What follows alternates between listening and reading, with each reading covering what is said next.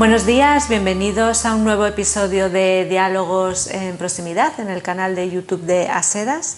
Nos acompaña hoy Javier Romera, que es jefe de redacción de El Economista y director de la revista Alimentación y Gran Consumo, uno de los medios de comunicación especializados de referencia para el sector agroalimentario, que salió hace ya 12 años y que se acerca a nuestro sector desde el análisis económico y desde el rigor que aporta la especialización, la experiencia y los valores del periodismo. Bienvenido, Javier. Muchas gracias, encantado de estar aquí. Muy bien, hoy cambiamos un poco los roles. Sí.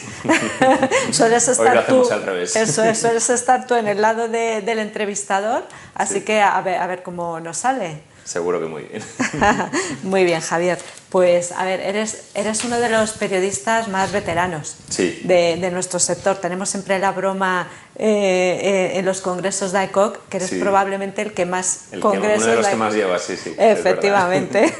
Entonces, pues bueno, eso te da un conocimiento muy profundo de nuestro sector, de la distribución alimentaria. Y te quería preguntar, ¿cómo has visto la evolución de la distribución en todos estos años? ¿Cómo hemos cambiado? Bueno, la verdad es que el cambio ha sido importante y además yo creo que para bien, ¿no? Las cadenas cada vez se han ido adaptando más a un entorno nuevo de consumo, un entorno de muchísima más digitalización, en el que también hay que apostar por la sostenibilidad. Y además en el que el consumo ha cambiado, porque antes, hace 15, 20 años, yo creo que el consumidor buscaba algo diferente a lo que está buscando ahora, ¿no? Yo creo que ahora mismo prima por encima de otros factores, desde luego, la proximidad. Ya no está dispuesta la gente a coger un coche y hacer unas compras, llenar los carros para hacer compras para 15, 20 días, ¿no? Yo creo que vamos a un ticket también más pequeño, pero compras más recurrentes, más frecuentes, y entonces la proximidad juega un papel fundamental, ¿no? Y luego también en este momento el precio, ¿no? La competitividad es muy alta en el sector. Hemos vivido 2 años complicados en cuanto, 2-3 años complicados en cuanto a los precios, la inflación de los alimentos, ¿no? Pero yo creo que el sector está haciendo todo lo posible por intentar contenerlos, ¿no? ¿Tú crees que hemos sido capaces de adaptarnos a todos estos cambios? Bueno, yo creo que la distribución española está a un nivel muy alto. Al final basta salir a otros países europeos, no ya de fuera, pero y los supermercados son muy eficientes. Creo que la transformación digital que se ha hecho es muy significativa, muy importante, y que está muy bien adaptada a las exigencias del consumidor, y yo creo que está ahora mismo a la vanguardia de Europa, ¿no? en este sentido. Pues te agradezco mucho esta aproximación, ¿no? Porque es verdad que tenemos un modelo de distribución de proximidad, además, que creemos que sí destaca cuando lo comparamos con otros países de Europa. Sí, es que al final compares con el país con el que compares, ¿no? Cuando vas a hacer compras en cuanto a los productos frescos, la calidad de los alimentos, la limpieza, todo, ¿no? Yo creo que estamos muy por delante de muchos países, y que tenemos que sentirnos orgullosos de nuestro sector, ¿no? De la distribución alimentaria, porque creo que realmente va marcando la pauta. Quizás el gran reto que tenemos pendiente es poder llevar ese crecimiento también es muy complicado, pero también hacia el exterior, ¿no? Yo creo que ese sí es la asignatura un poco pendiente, porque es verdad que hay alguna cadena, Mercadona, por ejemplo, que ha dado el salto a Portugal, ¿no? Pero sí es verdad que Covirán también, que también ha salido fuera, pero nos queda, yo creo, ese reto, ¿no? Esa asignatura pendiente de poder exportar este modelo de negocio que creo que funciona muy bien. Pues nos lo apuntamos como tarea y como reto, efectivamente. Pero bueno, antes de eso, tenemos la sensación en los últimos 2 años de que hemos pasado de ser un poco los héroes de la pandemia a los villanos de la inflación. ¿Tú crees que se ha tratado al sector un tanto injustamente o no hemos sido capaces de explicar lo que hemos hecho, a lo mejor? Yo creo que se ha tratado el sector muy injustamente por parte de determinados líderes de opinión en el ámbito político, ¿no? Y al final hay mensajes populistas pues que calan muy fácilmente, ¿no? Y cuando hay un entorno de precios alto, el consumidor está sufriendo una pérdida de poder adquisitivo porque los tipos de interés están subiendo, además porque se le encarecen la hipoteca, se le encarecen la energía, el combustible, le sube absolutamente todo, pues es muy fácil señalar por parte de determinados políticos culpables, ¿no? Y es un mensaje que se puede comprar muy fácilmente. Yo creo que en líneas generales el sector ha sabido comunicar e intentar llegar a la opinión pública que esto no es así. Es decir, esta no es una crisis, una inflación de precios, es una inflación de costes. Es decir, no es que haya mucho consumo y por eso los precios suben, ¿no? Lo que ha ocurrido es que los costes se han disparado, pero se han disparado desde el sector primario, la industria. Si se analiza el índice de precios industriales, el IPRI, vemos subidas de más del 20% incluso en algunos meses a lo largo de 2023. Y de 2022 empezó a bajar por debajo del 10 en el mes de agosto. Claro, si la industria, que viene por el principio de la cadena, pero si la industria está subiendo los precios un 20%, es muy complicado que además tienes unos costes añadidos que la distribución pueda aguantar los precios. Y yo creo que se ha hecho un esfuerzo muy grande por parte de toda la cadena por intentar mantener los precios. Otro reto de comunicación que tenemos y que es además cíclico, diría, es explicar cómo son las relaciones entre los distintos eslabones de la cadena, que viene muy al hilo de lo que me estabas comentando, como es a su vez la formación de precios. Sí. Aquí, ¿en qué me da la sensación de que estamos fallando en algo a la hora de explicar realmente que las relaciones no son ni tan conflictivas como a veces parece y que que la formación de precios funciona correctamente en nuestro país? Sí, bueno, yo creo que lógicamente con la singularidad que pueda haber en cada caso, pero la cadena alimentaria en España suele dar síntomas de unidad. Aquí no se ha producido lo que pasó, por ejemplo, con Carrefour y PepsiCo, cuando aparecieron carteles en los supermercados diciendo que hemos retirado este producto por una subida inaceptable de los precios. Aquí también se retiró, pero no apareció en los supermercados. En los supermercados de Carrefour no apareció un mensaje como este. Yo creo que la tensión o el enfrentamiento que pueda haber en la cadena alimentaria en otros países, en España no existe, al menos hasta ahora. Que la cadena trabaja bastante unida, ¿no? Y cuando ha habido algún problema de subida de costes por algún tipo de normativa, que esa es otra también, el tsunami regulatorio que existe, ¿no? Pues yo creo que la cadena siempre ha ido junta y de la mano y con todas las organizaciones firmando comunicados conjuntos, y creo que eso es muy positivo, pero sí es verdad que al final hay que hacer mucha comunicación y mucha labor didáctica de cara a explicar cómo se forman los precios, ¿no? de los alimentos al final de toda la cadena, ¿no? Sí, y parece que cuando hay una situación, digamos, un tanto conflictiva, un poco lo fácil es pedir cambios legislativos. Sí. ¿Tú crees que la cadena está funcionando razonablemente bien? Yo creo que la cadena está funcionando razonablemente bien. Lo que pasa es que estamos en un entorno muy complejo porque hay una luz de de normativas de todo tipo, ¿no?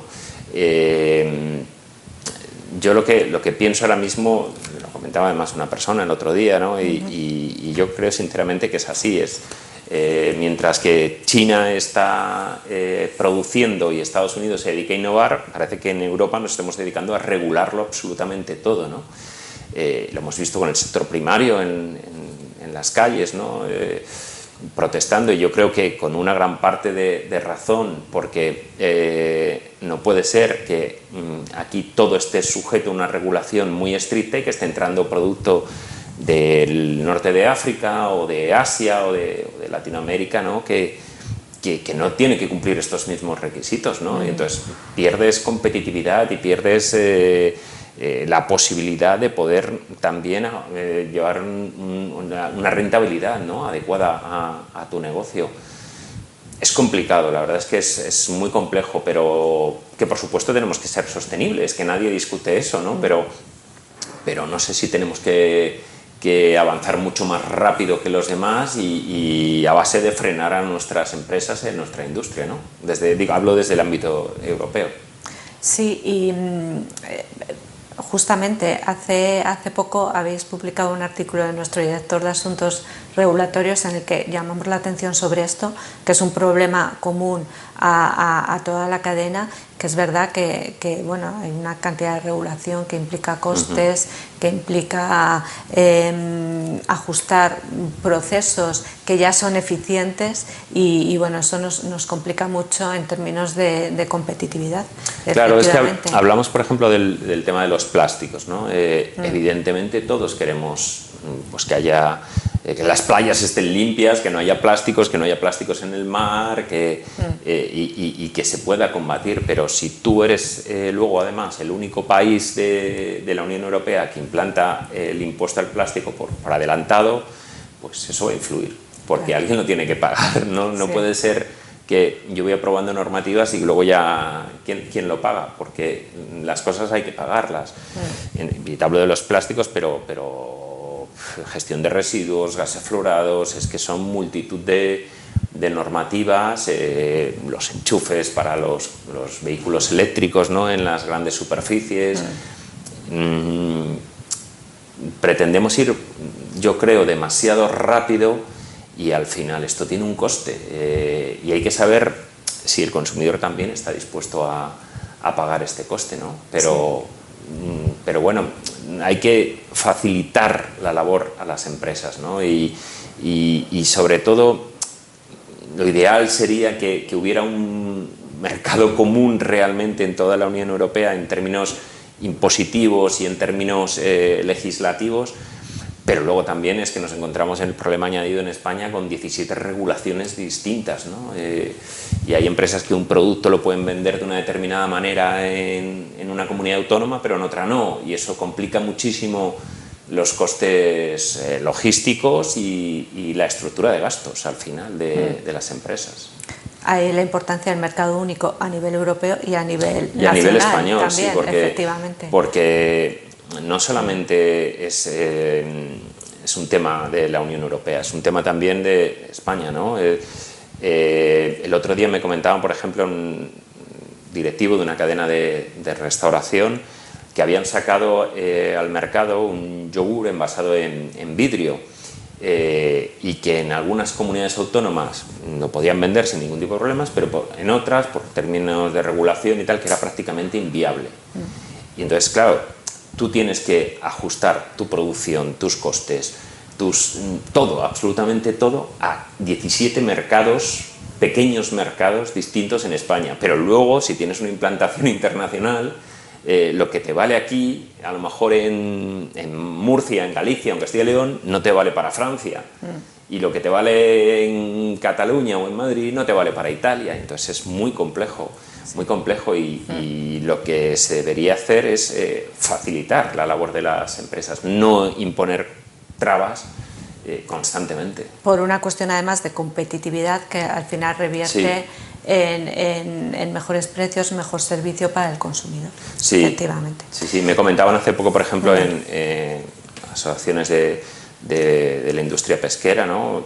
Cepesca, entre ellas, bueno, me decían, claro, OFE de pesca, también de las pescaderías, es más barato ahora mismo traer un producto desde Argentina o desde China que traerlo desde las costas españolas, por la cantidad de costes añadidos que existen en términos de legislación, ¿no? Y decían una frase que me llamó mucha atención, dice, los pescadores ahora temen más las tormentas burocráticas y administrativas que las tormentas meteorológicas, ¿no? Sí, y es verdad. Javier, otro problema que tenemos ahora mismo, yo creo, bueno, que es común en el sector, los que hacemos comunicación y también los periodistas, ¿no?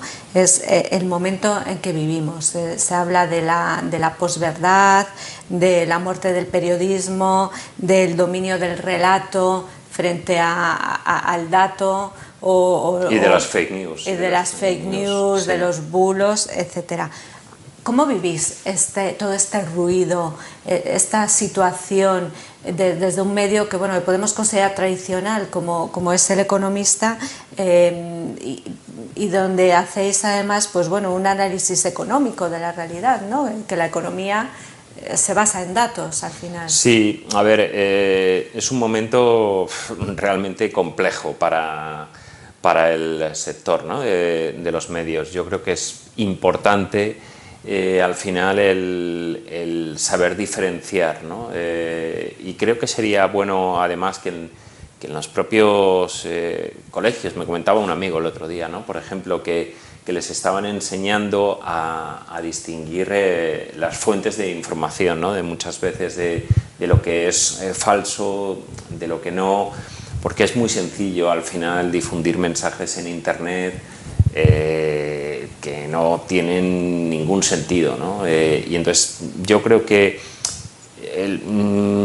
oyes a veces, ¿no? Lo de que el periodismo está muerto. Bueno, yo creo que el tipo de periodismo que se hacía está muerto. Hay que adaptarse, hay que hacerlo de otra manera y hay que diferenciarse por el rigor y por la calidad y por la fiabilidad, ¿no? Y eso hay unas marcas y unos medios que lo pueden aportar o lo podemos aportar y hay que saber diferenciar, ¿no? De toda la maraña, digamos, que hay al final en Internet, donde cada persona puede decir lo que quiera. Entonces hay que saber distinguir, ¿no? Diría Machado, distinguir las voces de los ecos, ¿no? Pues sí, que es cierto. Además, qué buena noticia que en el colegio empiecen a hablar de estas cosas y enseñen, ¿no?, ya a los niños y a los jóvenes a distinguir, ¿no?, lo que es información de lo que es otras cosas. Sí. Desinformación realmente. De lo que es desinformación. Sí, y además porque vemos que hay muchos bots también en Internet,